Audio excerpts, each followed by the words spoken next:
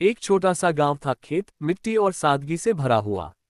उसी गांव में रामलाल अपने परिवार के साथ रहता था। उसकी एक बेटी थी, राधा, सीधी सादी, शालीन और मेहनती लड़की। हर दिन की तरह उस दिन भी वह खेतों के रास्ते से स्कूल से घर लौट रही थी।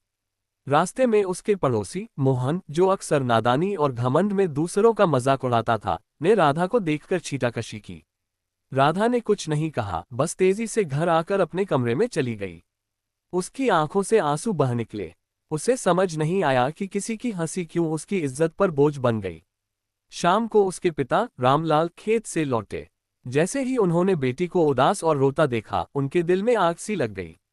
उन्होंने धीरे से पूछा, बेटी क्या हुआ? राधा ने पहले कुछ नहीं कहा, लेकिन फिर सारी बात बता दी। रामलाल का चेहरा कठोर हो गया। वे बिना एक पल गंवाए सीधा मोहन के घर की ओर चल पड़े।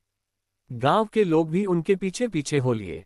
रामलाल ने सबके सामने कहा, मोहन, अगर तुम्हारी जुबान किसी की बेटी की इज्जत नहीं समझ सकती, तो ये गांव तुम्हें इज्जत नहीं देगा।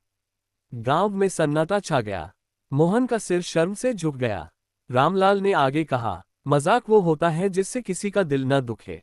किसी की इज्जत से खेलना गुनाह है। उस दिन के बाद मोहन ने न सिर्फ राधा से माफी मांगी, बल्कि अपने बर्ताव में भी बदलाव लाया। उसने गांव के बच्चों को सिखाना शुरू किया कि किसी की इज्जत सबसे ऊपर होती है।